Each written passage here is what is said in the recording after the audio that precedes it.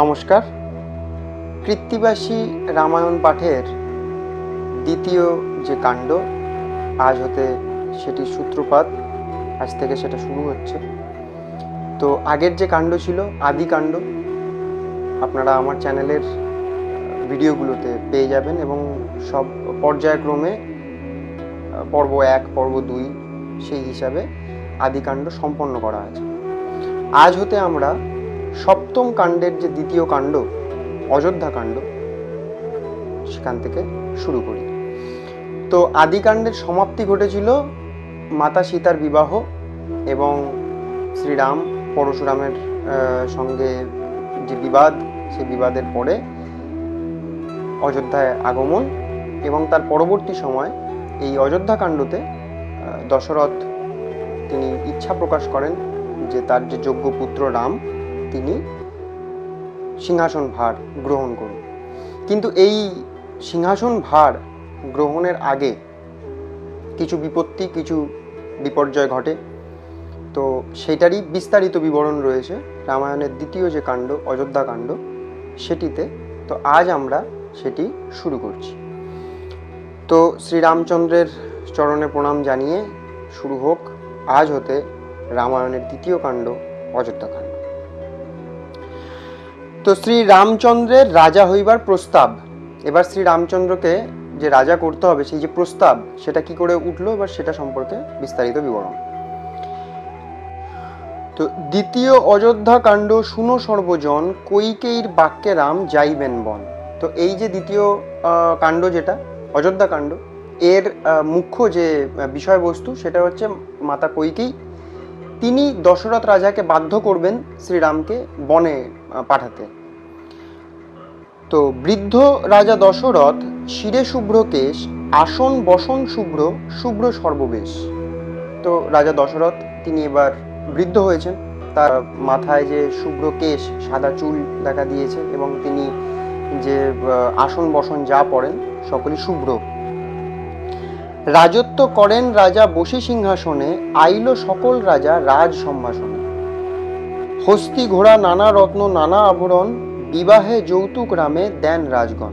তো যে মিথিলা থেকে ফেরার পরে বিভিন্ন যে রাজগণ তারা এসেছেন শ্রীরামকে যৌতুক দিতে, বিভিন্ন হস্তি ঘোড়া, বিভিন্ন কিছু নানান রত্ন আভরণ এগুলো প্রদান করা হয়েছে। নমস্কার করি বলে জোর করি হাত, মহারাজ দশরথ তুমি লোকনাথ। তো সকল যে রাজা তারা এসেছেন, এসে এবার জোর হাতে নমস্কার করছেন এবং দশরথকে বলছেন যে তুমি লোকনাথ, অর্থাৎ পৃথিবীর অধিপতি রাজা।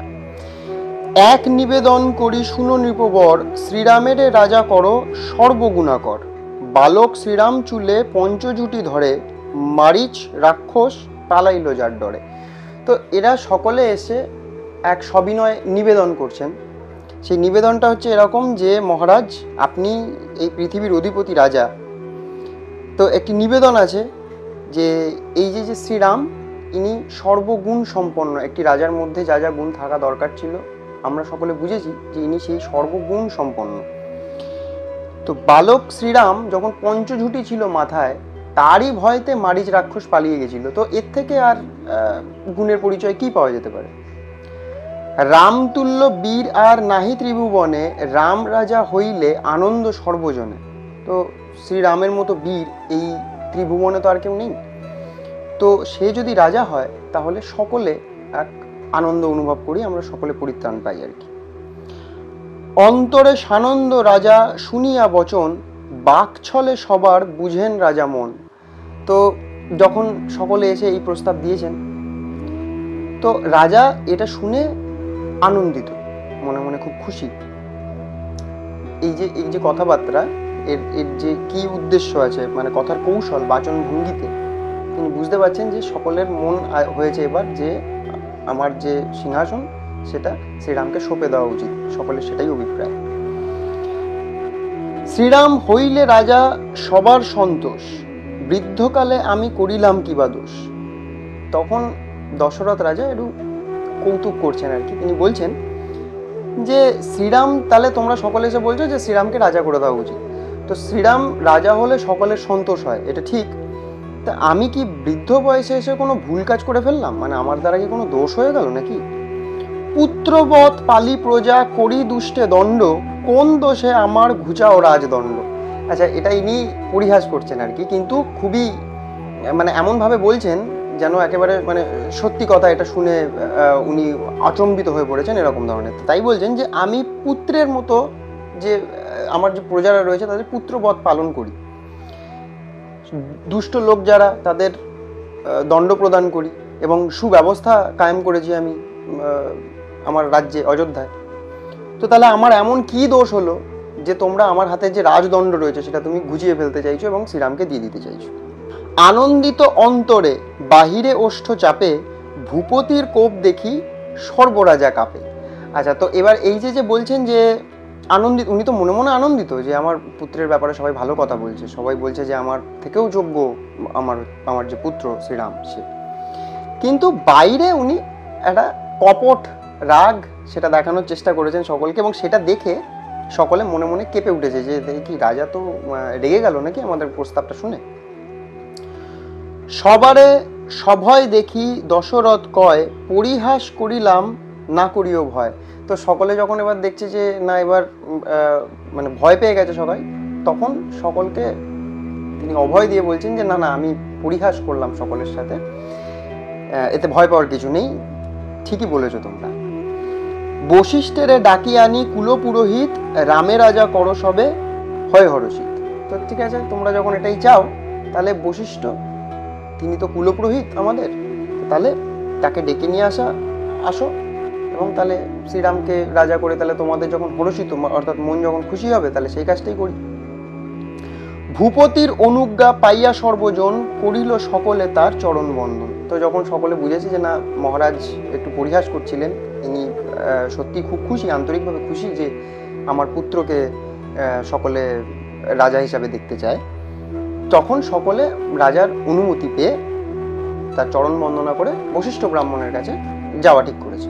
ভূপতি বলেন শুনো পাত্রমিত্রগণ, রামে রাজা করিব করহ আয়োজন, নানা পুষ্প বিকাশ বসন্ত চৈত্র মাস, কালীরাম রাজা হবে আজই অধিবাস। তো সকল যে পাত্রমিত্রগণ যারা রয়েছে রাজার, তা সকলকে বলেছেন যে ঠিক আছে তাহলে রামকে যখন রাজা করতে হবে তাহলে তার আয়োজন করা হোক। আর বসন্ত চৈত্র মাস কালকের থেকে হবে, কালকে রামকে রাজা বানানো হবে, আজ তার অধিবাস। অধিবাস হচ্ছে একটি পবিত্র প্রক্রিয়া, যাতে কোনো রকম অমঙ্গল না ঘটে, কোনো বাধা বিপত্তি না আসে, সেটার জন্য অধিবাস করতে হবে। তো অধিবাস করিতে যতেক দ্রব্য লাগে, সে সকল দ্রব্য আহরণ করো আগে, শ্রীরামের অধিবাসে যত দ্রব্য চাই, সে সকল আনিয়া দেহ বশিষ্ঠের ঠাই।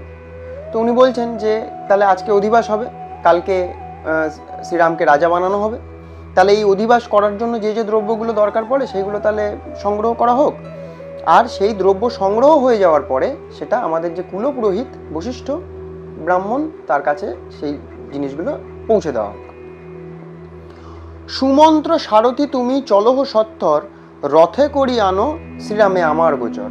তো সুমন্ত্র হলেন দশরথ রাজার সারথি, তো তাকে বলেছেন যে তুমি চলো সত্তর, আর গিয়ে তুমি শ্রীরামকে আমার কাছে নিয়ে এসো। তাকেও জানানো দরকার যে কি হচ্ছে এখানে। আজ্ঞা পেয়ে সুমন্ত্র চলিল শীঘ্র গতি, শ্রীরামের আনিল যেখানে মহামতি। তো সুমন্ত্র তিনি গিয়ে শ্রীরামকে নিয়ে এসছেন যেখানে তার পিতা বসে আছেন সেখানে। কত দূরে রথ হইতে নামিলেন রাম, পিতার চরণে পড়ি করিল প্রণাম। তো এবার রথ থেকে নেমে পিতাকে প্রণাম করেছেন। আশীর্বাদ করিলেন রাজা শ্রীরামেরে, সিংহাসনে বসাইলা হরষি অন্তরে। তো এবার তিনি আশীর্বাদ করলেন প্রণাম করার পরে, এবং শ্রীরামকে সিংহাসনের পাশে বসালেন, তিনি যে সিংহাসনে বসেছেন তার পাশে বসালেন। পিতা পুত্রে বসিলেন সিংহাসন পরে, পাত্রমিত্র সকলে বেষ্টিত নৃপবরে। তো যখন পিতা পুত্র সিংহাসনে বসেছেন এবং রাজসভায় যে পাত্রমিত্র রয়েছে তারা সকলে ঘিরে বসেছেন। নক্ষত্রে বেষ্টিত যেন পূর্ণ শশধর, সেই মতো শোভিত হইল রঘুবর। তো ওই রাজসভা দেখে এরকম মনে হচ্ছে যে আকাশে যেরকম চন্দ্র থাকে এবং চন্দ্রকে বেষ্টন করে যে তারারা থাকে, নক্ষত্ররা থাকে, সেই যে এক আলোকময় পরিস্থিতি, তো এই রাজদরবার দেখেও সেরকম মনে হচ্ছে যে চন্দ্র বসে আছে মাঝখানে, আর চারপাশে এই যে পাত্রমিত্র, এরা হচ্ছে গিয়ে নক্ষত্র আর কি। পুত্রের শিখান বিদ্যা সভা বিদ্যমান, রাজনীতি ধর্ম আর বিবিধ বিধান। এবার শিক্ষা প্রদান করবেন। সেই শিক্ষা যে শুধুমাত্র একটি পিতা তার পুত্রকে দিচ্ছেন তা নয়, এক রাজা তার পরবর্তী রাজাকে কিভাবে রাজধর্ম পালন করতে হয়, কিভাবে ধর্মের পথে থাকতে হয়, তার যে প্রবচন হয় সেই প্রবচন প্রদান করছেন। কি বলছেন? প্রথমা রানীর তুমি প্রথম নন্দন, ভূপতি হইয়া করো প্রজার পালন। যে তুমি হলে আমার প্রথম রানীর প্রথম পুত্র, অর্থাৎ জ্যেষ্ঠ পুত্র তুমি সকলের মধ্যে, তো তাহলে তুমি ভূপতি হয়ে অর্থাৎ রাজা হয়ে সকলের তুমি প্রজা পালন করবে। লোকের আদ্যাস তুমি শুনহ যতনে, তোমার মহিমা যেন সর্বত্র বাখানে। আদ্যাস অর্থাৎ যে নালিশ আরজি যা থাকে, তো লোকের যে আদ্যাস যে নালিশ রয়েছে সেগুলো তুমি যত্ন করে শুনবে, এবং তোমার মহিমা যেন সর্বত্র বাখানে। বাখানে অর্থাৎ যে প্রশংসা করে বেড়ানো, চারিদিকে তার নাম হওয়া, তো তুমি সেভাবেই কাজ করবে যেন তোমার মহিমা লোকে মুখে মুখে ফেরে। রাজনীতি ধর্ম তুমি শিখো সাবধানে, যাহাতে মহিমা যশ বাড়ে দিনে দিন। তো রাজনীতি এবং ধর্ম তুমি এটা দিনে দিনে শিখবে এবং সাবধানে শিখবে, আর এতে করে তোমার মহিমা, তোমার যে যশ আছে সেটা দিনের দিন বৃদ্ধি পাবে। পরের দেখো যদি পরমা সুন্দরী, না দেখিও সে সবারে ঊর্ধ্ব দৃষ্টি করি। তিনি বলছেন যে তুমি যদি দেখো যে পরের যে স্ত্রী আছে সেই স্ত্রী হচ্ছে পরমা সুন্দরী, তুমি কিন্তু তার দিকে ঊর্ধ্ব দৃষ্টি করে অর্থাৎ মুখের দিকে তাকিয়ে তাকাবে না আর কি। রাজা যদি পরদার করে ব্যবহার, আপনি সে মজে পাপে মজায় সংসার। পরদার অর্থাৎ পর স্ত্রী। তো বলছে রাজা যদি পরদার ব্যবহার করে, পরের স্ত্রীকে ব্যবহার করেন বা পরের স্ত্রীর সঙ্গে মজে যান, তাহলে সে নিজে মজে এবং সংসারকেও মজিয়ে ফেলে। কারণ একটি রাজার তো ব্যক্তিগত জীবন ঠিক আছে, কিন্তু তার ব্যক্তিগত জীবনের উপর নির্ভর করে প্রচুর প্রজা এবং সম্পূর্ণ রাজ্যের ভবিষ্যৎ। তো তিনি যদি নিজে পাপে মজে যান, তাহলে তার রাজ্যে তো আর ধর্মের কোনো স্থান নেই, এবং সম্পূর্ণ পাপে সে তার রাজ্য, সে সংসার মজিয়ে ফেলে। পরহিংসা পরপীড়া না করিহ মনে, কবু না করিহ রাম লোভ পরধনে। তিনি বলছেন যে হিংসা করবে না কাউকে, কাউকে পীড়া দেবে না, কষ্ট দেবে না কাউকে কারোর মনে, এবং কখনো রাম লোভ করবে না জীবনে। স্মরণ করিলে শত্রু কর পরিত্রাণ, অপরাধ বিনা কারো না লইও প্রাণ। যদি শত্রু তোমার স্মরণে চলে আসে, স্মরণ চায় তোমার কাছে, তাহলে তুমি কিন্তু তাকে পরিত্রাণ করবে আর কি, অর্থাৎ তুমি তাকে স্মরণ দেবে, এবং অপরাধ বিনা কারোর কিন্তু প্রাণ নেবে না। তো এই কথাগুলো যিনি এই দশরথ রাজা যে সময় এই কথাগুলো শ্রীরামকে বলেছিলেন যে রাজ্য পরিচালনা করার আগে কি কি কর্তব্য পালন করা উচিত, এগুলো কিন্তু শ্রীরাম অক্ষরে অক্ষরে পালন করেছিলেন। এবং আসবে পরবর্তীকালে যখন বিভীষণ নিজ ভাইকে ছেড়ে শ্রীরামের চরণে আসেন, তখন অনেকেই বলেছিলেন যে তো রাক্ষস, এর সঙ্গে কিন্তু কোনো রকম কথাবার্তা বলা উচিত না। তখন উনি বলেছিলেন যে শত্রু যদি স্মরণ লাভের জন্য আসে, তাহলে এটি উচিত, ধর্ম অনুযায়ী শাস্ত্র অনুযায়ী এটি উচিত যে তাকে আশ্রয় দেওয়া দরকার। তপ জপ ধর্ম কর্ম করিবে বিহিত, না হইও দেব দিজে ভক্তিতে রহিত। যে তুমি রাজ্য পালন করবে এবং এই সমস্ত কিছু করবে, কিন্তু তার মধ্যে তপ জপ ধর্মকর্ম থেকে কিন্তু কখনো সরে আসবে না, এবং দেব দ্বিজের প্রতি যে ভক্তি, সেই ভক্তি থেকেও কিন্তু কখনো তুমি মানে বিচলিত হয়ে পড়বে না, অবিচল থাকবে। তোমাকে এগুলোও করতে হবে, সাথে এগুলো করণীয় কর্তব্যের মধ্যে। যজ্ঞাদিতে নানা যশ করিও সঞ্চয়, সর্বলোকে দয়ালু হইও সদাশয়। তো বলছেন যে যজ্ঞাদি করবে, তাতে যশ সঞ্চয় হয়, এবং সর্বলোকে দয়ালু হইও সদাশয়। তো সবার সঙ্গে তুমি দয়ালু মনোভাব নিয়ে, দয়া মনোভাব নিয়ে তুমি মেলামেশা করবে। পরদার পরপীড়া করে যেই জন, শাস্ত্র অনুসারে তার করিও শাসন। তো পরদার এবং পরপীড়া, অন্যের স্ত্রী এবং অন্যকে পীড়া প্রদান যেজন করবে, অন্য স্ত্রীর সঙ্গে সম্পর্কে লিপ্ত হবে, শাস্ত্র অনুসারে তাকে তুমি শাসন করো। শাস্ত্রতে বিধান দেওয়া আছে তার কি করা উচিত, তুমি সেই হিসাবেই করো। অপরাধ মতদণ্ড করো সাবধানে, দোষ নাহি রাজার সে শাস্ত্রের বিধানে। তো বলছে যে যেরকম অপরাধ হবে সেই অপরাধ হিসাবে তুমি সকলকে সাবধানে দণ্ড প্রদান করবে, অর্থাৎ লঘু পাপে গুরুদণ্ড হয়ে গেল বা গুরু পাপে লঘুদণ্ড হয়ে গেল, এরকম যেন না হয়। বিচার বিবেচনা করে সাবধানে তুমি এই শাস্ত্র অনুসারে বিচার করবে। দুঃখিত অনাথ রাম যদি কেহ হয়, তাহারে পালিলে পুণ্য সর্বশাস্ত্রে কয়। বলছে কেউ যদি দুঃখিত হয়, দুঃখী হয়, কেউ যদি অনাথ হয়, তার প্রতিপালন করো। তার প্রতিপালন করাতে সর্বশাস্ত্রতেই বলা আছে যে এটি বড় পুণ্যের কাজ। দেবগুরু ব্রাহ্মণে তুষিহ ভক্তি মনে, দেখো সর্বলোকে যেন দুঃখ নাহি জানে। তো বলছে যে দেব গুরু ব্রাহ্মণ সকলকে ভক্তি মনে পুজো করবে, এবং সকল লোক, সর্বলোক যারা তোমার আশেপাশে থাকবে, তুমি যাদের অর্থাৎ অধিপতি হবে, তারা যেন কখনো দুঃখ না পায়, দুঃখ কি জিনিস তারা যেন জানতেই না পারে, এরকম ভাবে তুমি সকলের অভিভাবক হয়ে উঠবে।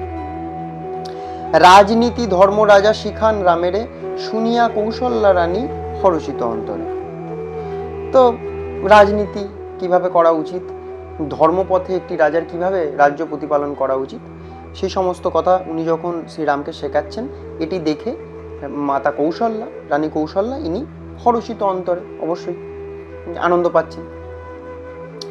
রামের কল্যাণে রানী করে নানা দান, স্বর্ণ রৌপ্য অন্ন বস্ত্র সহস্র প্রমাণ। তখন এই মাতা কৌশল্যা যখন তিনি শুনেছেন যে রাজা দশরথ উনি শ্রীরামকে বসিয়ে এই সমস্ত রাজপাটের কথা, ধর্মের কথা এই সমস্ত বলছেন, এবং পরের দিনকেই রাজত্ব অর্পণের কথা বলছেন, তো উনি তখন যে স্বর্ণ মানে সোনা রূপো বিভিন্ন যে অন্ন হয়, বস্ত্র, এই সমস্ত কিছু দান করছেন সকল লোকের মধ্যে আনন্দিত হয়ে। মুনি ব্রহ্মচারী যত ভট্ট বিপ্রগণ, সভাকারে দেন রানী নানাবিধ ধন। তো সকলকে ডেকে ব্রাহ্মণ, ভট্টকার, মুনি, যারা যারা আর কি অযোধ্যায় থাকেন বা ছিলেন, তাদের সকলকে উনি নানাবিধ ধন সম্পত্তি প্রদান করেছেন। যত যত লোক আছে যত যত স্থানে, সবারে আনিয়া রানী তোষে নানা ধনে। তো রানী এতদূর খুশি হয়েছেন যে রাজ্যে যত লোক আছে সেখানে সকলকে আমন্ত্রণ করে তিনি এই সমস্ত যে স্বর্ণ রৌপ্য বস্ত্র অন্ন এগুলো বিতরণ করছেন, দান করছেন। আইলো যতেক লোক রাজবিদ্যমানে, রামচন্দ্র রাজা হবে শুনি ভাগ্য মানে। তো যখন সকলের কাছে এই খবর পৌঁছে গেছে যে আমাদের যে পরবর্তী রাজা হবে আমাদের রাজ্যে, তিনি হচ্ছেন শ্রীরাম, এইটা শুনে সকলে মনে করছে আমাদের খুবই মানে সৌভাগ্য, আমরা যে অযোধ্যাতে জন্মগ্রহণ করেছি এবং এত সুন্দর এক এমন মানে সুবিচার সম্পন্ন এবং এক ভালো রাজা আমরা পাবো, এটা শুনে আমরা ভাগ্যবান মনে করি নিজেদের। কেহ নাচে কেহ গায় আনন্দ বিশেষ, রাম রাজা হইলে না হবে কারো ক্লেশ। এটা সকলেই জানে যে যদি শ্রীরাম রাজা হয়ে যান তাহলে আর কারোর ক্লেশ থাকবে না, কোনো দুঃখ থাকবে না। তো এই শুনে সকলে কেউ নাচছে কেউ গাইছে, মহা আনন্দ, এক আনন্দের পরিবেশ তৈরি হয়েছে। যত যত লোক আছে অযোধ্যা নগরে, রামের নিকটে যায় হর্ষিত অন্তরে। সমাদরে সকলেরে করিয়া সম্মান, জননী দর্শনে রাম করেন প্রয়াণ। তো যখন সকলে এই কথা শুনেছেন এবং সকলে শ্রীরামের কাছে গেছে, তো সকলকে উনি সকল মানে সমাদর করে সম্মান প্রদান করে তিনি এবার নিজের মায়ের কাছে গমন করেছেন, যে মাকে এবার আমি নিজে গিয়ে বলি, মার আশীর্বাদ নিয়ে আসি, এত বড় একটা কার্য আমার মানে দায়িত্ব আমার কাঁধে আসছে, মাকে জানানো দরকার। মাতৃগৃহে উপস্থিত মনে কৌতূহলী, অযোধ্যা কাণ্ডতে গান প্রথম শিকলি। তো এই হলো অযোধ্যা কাণ্ডের গানের প্রথম অধ্যায় বা স্বর্গ, এই হলো সেটি। তো কি দেখা গেল এখানে, যে শ্রীরামকে রাজা করার জন্য যে সমস্ত রাজারা এসেছিলেন তাকে বিবাহের যে মানে যৌতুক হয় সেই প্রদান করতে, তারা এসে বলছেন যে মহারাজ এবার তাহলে রাজাকে, দশরথকে বলছেন যে মহারাজ এবার তাহলে শ্রীরামকে রাজা বানানো হোক, এবং তাতে ইনি খুশি হয়েছেন এবং পুরো রাজ্যে এই কথা বলা হয়েছে। সমাদর করে সকলকে সম্মান প্রদান করে এবার শ্রীরাম মায়ের কাছে গেছেন বলতে যে মা, বাবা আমাকে রাজত্ব দিতে চায়। এবার পরবর্তী দিকে অগ্রসর হওয়া যায়। শ্রীরামের রাজা হন উদ্যোগ ও অধিবাস, এবার সেই অধিবাস করবেন তিনি, যে পরবর্তীকালে পরের দিনকে আমাকে রাজা হতে হবে, তো সেই দিকে এগোনো যাক। সুখেতে বঞ্চিয়া রাত্রি উদিত অরুণে, আনন্দে গেলেন রাম পিতৃ সম্ভাষণে। ভক্তিভাবে পিতার বন্দেন শ্রীচরণ, রামেরে কহিল রাজা সুভাষীর বচন। পরদিন সকালবেলা আনন্দেতে তিনি এবার পিতারকে দেখা করতে গেছেন, পিতার সঙ্গে পিতৃ সম্ভাষণে, এবং রামকে দেখে রাজা আশীর্বাদ সম্পন্ন শুভ আশীর্বাদ দিয়ে বিভিন্ন কথা বলছেন। সিংহাসনে বসাইল রাজা শ্রীরামেরে, পিতা পুত্র উভয়ের আনন্দ অন্তরে। তো অধিবাসের দিন আজ, তো পিতা পুত্রকে নিয়ে সিংহাসনে বসেছেন এবং সকলেই আনন্দিত এই ব্যাপারে। রাজা বলিলেন রাম করো অবধান, যত কর্ম করিয়াছি কহিত অবস্থান। আচ্ছা, এটি কিন্তু শুধুমাত্র পিতা যে তার পুত্রকে বলছে এরকম নয়। এক রাজা তিনি যদি তার যে রাজ ক্ষমতা কোনো অন্যের হাতে হস্তান্তর করতে যান, তাহলে তার পূর্ব যে ব্যাখ্যান সেটা করতে হয়। তো এক্ষেত্রে যেহেতু পিতা এবং পুত্র, সেক্ষেত্রে রাজা কি কি কর্তব্য পালন করেছেন সেটি তো বলেছেনই বা বলবেন পরবর্তীকালেও, কিন্তু নিজেও কি কি করেছেন, কি কি সূত্রে তার পুত্র হয়েছে, কিভাবে শ্রীরামের জন্ম হয়েছে, কোন কোন কর্ম তিনি করেছেন, এই সমস্ত কিছু তিনি এবার ব্যাখ্যা করছেন। কি বলছেন? যজ্ঞ করি তুষিলাম যত দেবগণে, তুষিলাম পিতৃলোক শ্রাদ্ধ ও তর্পণে। কারণ বলছেন যে আমি যজ্ঞ করে দেবতাদেরকে তুষ্ট করেছি, আমি শ্রাদ্ধ এবং তর্পণ করে পিতৃলোক, আমার যে আগেকার যে আমার পূর্বপুরুষ তাদেরকে তর্পণ করেছি, তাদেরকে শ্রদ্ধার্ঘ্য করেছি। রাজা হয়ে করিলাম লোকের পালন, তোমা হেন পুত্র পাই যজ্ঞের কারণ। তো আমি রাজা হয়ে পুত্রের মতো নিজের প্রজাকে পালন করেছি, এবং আমি যজ্ঞ করেছিলাম আমি ঋষ্যশৃঙ্গ মুনিকে নিয়ে এসে। তো সেই যজ্ঞের কারণে কিন্তু আমি তোমায় প্রাপ্তি লাভ করেছি। পালিলাম রাজনীতি ধর্ম অনিবার, তোমারে করিব রাজা ভাবিয়াছি সার। যে আমি রাজনীতি ধর্ম সমস্ত কিছু যেরকম শাস্ত্রে বিহিত আছে, ধর্ম যেভাবে বলা আছে, এক রাজধর্ম, রাজার কী কী ধর্ম হওয়া উচিত, সেই হিসাবে আমি করেছি।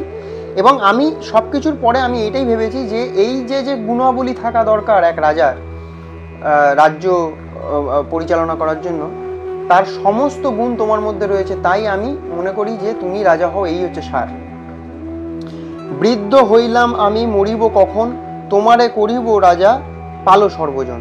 যে আমার তো বয়স হয়ে গেছে, বৃদ্ধ হয়েছি, কখন মারা যাই, তার থেকে তুমি রাজা হও এবং তুমি এবার থেকে সবার প্রতিপালন করো। আজি হইতে তোমারে দিলাম রাজ্যভার, সপক্ষ পালন করো বিপক্ষ সংহার। আজ থেকেই আমি তোমাকে রাজ্যভার দিয়ে দিতে চাই, তুমি সপক্ষকে রক্ষা করবে এবং বিপক্ষ যারা হবে তার বিনাশ করবে। কিন্তু আজি কুস্বপন দেখেছি উৎপাত, আকাশ হইতে ভূমে পড়ে উল্কাপাত। পূর্ণিমায় চন্দ্রগ্রাস শাস্ত্রের বিহিত, দেখি আমাবস্যায় এ অতি বিপরীত। আচ্ছা, ইনি কিন্তু শুভ লক্ষণ এ সমস্ত বুঝতে পারেন, পুণ্যাত্মা রাজা দশরথ উনি নিজেও। সেই যখন মিথিলা থেকে ফিরছিলেন, সে সময়ও রথে চড়ার সময় তিনি কিন্তু কিছু কুলক্ষণের বুঝতে পেরেছিলেন যে একটা ঝামেলা হতে পারে হয়তো সামনে, এবং পরবর্তীকালে যে পরশুরামের সঙ্গে সেই ব্যাপারটা হয়ে যায়। তো উনি বলছেন যে আজকে কিন্তু আমি না একটা কুস্বপ্ন দেখেছি, স্বপ্নতে আমি দেখেছি যে আকাশ থেকে উল্কাপাত হচ্ছে। তো উল্কাপাত একটি কুলক্ষণের মধ্যে বিবেচিত। তো উনি বলছেন যে আমি স্বপ্নতে দেখেছি উল্কাপাত হতে। আরও একটা বাজে জিনিস দেখেছি, সেটা হচ্ছে যে পূর্ণিমাতে চন্দ্রগ্রাস হয়, অর্থাৎ চন্দ্রগ্রহণ হয়, সেটা শাস্ত্রের বিহিত, সেভাবেই হওয়া উচিত। কিন্তু আজ আমি স্বপ্নতে দেখেছি যে আমাবস্যা লগ্নতে চন্দ্রগ্রাস হচ্ছে, এর মতো বাজে জিনিস আর কিছু হতে পারে না। ইত্যাদি জঞ্জাল আমি দেখিনু স্বপনে, গর্ধবের পিঠে চড়ি গেলাম দক্ষিণে। কুস্বপ্ন দেখিনু আজি নিকট মরণ, তুমি রাজা হও তবে সফল জীবন। তো বলছেন যে এই সমস্ত আজে বাজে জঞ্জাল আমি তো দেখেইছি, আর সাথে আমি এও দেখেছি যে আমি গাধার পিঠে চড়ে আমি দক্ষিণ দিকে অগ্রসর হচ্ছি। তো এই যে সমস্ত কুস্বপ্ন, এই কুস্বপ্নের ইঙ্গিত হলো যে আমার মৃত্যু আসন্ন, সামনে আমার আর বেশি দিন বাকি নেই। তো তুমি রাজা হও, তাহলে আমার জীবন সার্থক হয়ে যায়, জীবন সফল হয়ে যায় আমার। কনিষ্ঠ ভরত তার না জানি আশয়, তারে রাজ্য দিতে কভু উপযুক্ত নয়। উনি বলছেন যে তোমার যে কনিষ্ঠ আছে ভরত, ওর না জানি আশয়, আশয় হচ্ছে অভিপ্রায়। তো ওর যে কি অভিপ্রায়, ও মনে কি নিয়ে চলে, আমি ওর কিছু বুঝতে পারি না। তো তাকে যে আমি রাজ্য দেব, এটা আমার মন সায় দেয় না। জ্যেষ্ঠ সত্ত্বে কনিষ্ঠের নাহি অধিকার, তুমি রাজা হও রাম করো অঙ্গীকার। তো আর তার থেকেও বড় কথা হচ্ছে যে বড় ভাই থাকতে ছোট ভাইকে রাজ্য দেওয়া যায় না। তো জ্যেষ্ঠ থাকা সত্ত্বে কনিষ্ঠের তো ওর উপরে কোনো অধিকার নেই। তো তুমি রাজা হও এবং তুমি প্রতিজ্ঞা করো যে তুমি রাজা হও। কত শত শত্রু তব আছে কত স্থানে, কেবা শত্রু কেবা মিত্র কেবা তাহা জানে। আচ্ছা পিতা, এবং একটি জিনিস মাথায় রাখার আছে, এটা কিন্তু ত্রেতা যুগ। সেই ত্রেতা যুগেও পিতা বলছেন যে দেখো, কে শত্রু কে মিত্র সেটা কিন্তু সবসময় বোঝা যায় না, আমরা জানিও না, কারণ মানুষের মন পড়া তো সোজা ব্যাপার নয়। তো তাহলে তোমার এখন উচিত হচ্ছে যত তাড়াতাড়ি সম্ভব এই আমার যে রাজদণ্ড আছে সেই রাজদণ্ড নিজের হাতে নিয়ে নেওয়া। আমি বিদ্যমানে ধরো ছত্র নবদণ্ড, কি জানি আসিয়া কেহ হয় বা পাষণ্ড। বলছে আমি যতদিন বেঁচে আছি তার মধ্যেই তুমি এক কাজ করো, এই রাজদণ্ড ধরো, কে জানে আবার কখন কোন পাষণ্ড এসে উপস্থিত হয়। আজি অধিবাস পুনর্বসু সুনক্ষত্র, পুষ্যা কল্ল হইবে ধরিবে দণ্ডছত্র। তো বলছে আজকে তো অধিবাস, যে সুকর্ম যা করণীয় আজ সেটা হবে, এবং পুনর্বসু সুনক্ষত্র, নক্ষত্রের নাম পুনর্বসু। তো কালকে যখন পুষ্যা নক্ষত্র, পুষ্যাও একটি নক্ষত্রের নাম, পুষ্যা নক্ষত্র কাল হবে, তখন তুমি কালকে রাজদণ্ড ধরবে। এতেক বলিয়া রামে দিলেন বিদায়, অন্তপুরে শ্রীরাম গেলেন তরায়। তো এই বলে বললেন ঠিক আছে যাও, তবে আজ যা যা করণীয় আছে সেগুলো করে ফেলো, অধিবাস যা আছে, কালকে তুমি রাজা হচ্ছ। এই শুনে শ্রীরামচন্দ্র এবার অন্তপুরে চলে গেছেন মায়ের কাছে। বসেছেন কৌশল্যা বেষ্টিত সখী বৃন্দে, 700 রানী তথা আছেন আনন্দে। তো এদিকে মাতা কৌশল্যা নিজে যে সখীরা রয়েছেন, যে আরো রানীরা রয়েছেন, 700 রানী, তাদেরকে নিয়ে মাতা কৌশল্যা মাঝখানে বসে আছেন এবং তারা আলোচনা করছেন যে কাল এক বিশেষ দিন, আজ অধিবাস, এই সমস্ত। দেব পূজা করে রানী নানা উপহারে, হেন কালে শ্রীরাম গেলেন তথাকারে। রামেরে দেখিয়া রানী সহাস্য বদন, মায়ের চরণ রাম করেন বন্দন।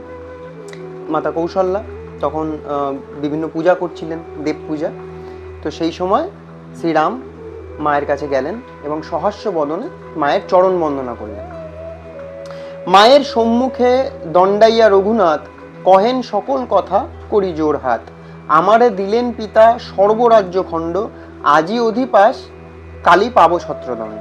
তো মাকে এবার উনি বলছেন যে মা জানো, বাবা আজকে আমাকে বলেছেন যে তুমি আজ অধিবাস করো আর সম্পূর্ণ রাজ্যের অধিপতি হবে তুমি কাল। আমার রাজা করিতে সবার অভিলাষ, শুভ বার্তা কহিতে আইনু তব পাস। তো মা, এই যে বাবা আমাকে বলল যে তুমি আজ অধিবাস করো, কাল থেকে তুমি সম্পূর্ণ যে রাজ্য আছে সেই রাজ্যের তুমি অধিপতি হবে, তো আমি সেই শুভ কথা শুনে মা তোমার কাছে এসেছি তোমাকে এটা বলতে। বাবা এই কথা বলছে।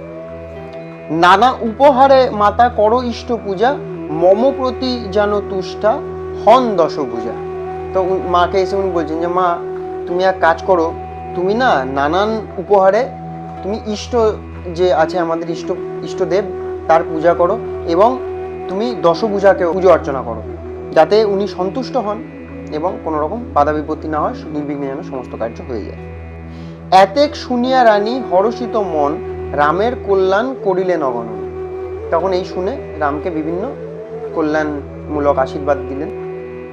কৌশল্যা বলেন রাম হও চিরজীব, সহায় হউন তব শ্রী পার্বতী শিব।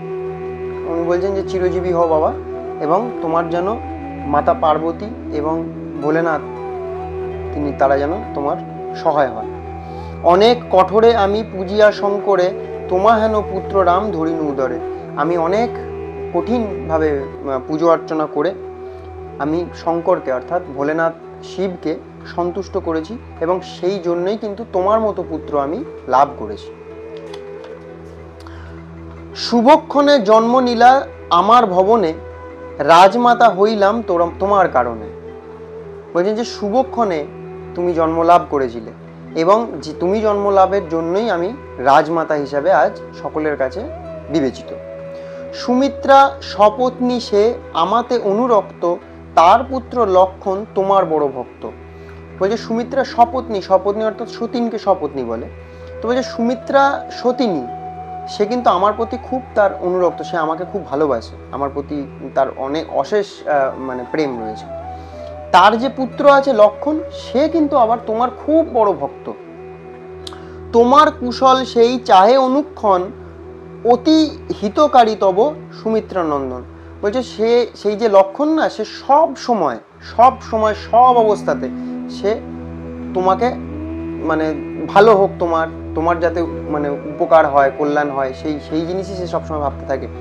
তো ও কিন্তু অতি হিতকারী, ওর মতো ভালো লোক, ওর মতো ভালো ভাই কিন্তু তুমি আর পাবে না। এতে কৌশল্যা দেবী কহিলেন কথা, হেনকালে শ্রী লক্ষণ আইলেন তথা। আচ্ছা, যখন মাতা এবং পুত্রের মধ্যে এই কথা হচ্ছে, তখন শ্রী লক্ষণ সেই জায়গায় এসে উপস্থিত হয়েছে। লক্ষণেরে দেখিয়া হাসেন রঘুনাথ, কৌশল্যারে বন্দেন লক্ষণ জোর হাত।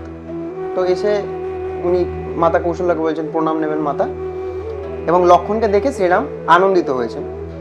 লক্ষণেরে প্রেম ভরে দিয়া রাম কোল, বলেন সহাস্য বদনে মিষ্ট বল, মম ভক্ত ভাই তুমি পরম সুধীর, তুমি আমি ভিন্ন নই একই শরীর। তো লক্ষণকে বলছেন, তাকে জড়িয়ে ধরেছেন, কোল দিয়েছেন, দিয়ে বলছে তুমি আর আমি কিন্তু আলাদা নই, আমরা একই শরীর, একই। আমার যদি ব্যথা লাগে তোমারও ব্যথা লাগবে, তোমার যদি আনন্দ হয় তাহলে আমার আনন্দ হবে, এরকম। আমার হিতৈষী তুমি যদি পাই রাজ্য, উভয়েতে মিলিয়া করিব রাজকার্য। তো বলছেন যে আমি যদি সত্যি রাজা হই, তুমি আমার এত দূর হিতৈষী সে আমি ভালোভাবে জানি, আমার মাও আমাকে বলছিল। তো যদি আমি রাজ্য সত্যি পাই, তাহলে আমি আর তুমি দুই ভাইতে মিলে আমরা সঠিকভাবে রাজ্য পরিচালনা করব। এতেক বলিয়া রাম হইল বিদায়, আশীর্বাদ করিল সকল রানী তাই। এই সমস্ত বলে দুই ভাইতে এবার ওখান থেকে বিদায় নিয়েছেন, এবং সকল যে রানী যারা ওখানে উপস্থিত ছিল সকলে তাদেরকে আশীর্বাদ করছে। গেলেন পিতার কাছে শ্রীরাম লক্ষণ, রাজা বলে রাম এলো হইল শুভক্ষণ। বশিষ্ঠ নারদ আদি আইল সে স্থানে, আজ্ঞা পেয়ে আয়োজন করে সর্বজনে। তো এবার ওই অধিবাস প্রক্রিয়ার ব্যাপারটা আছে।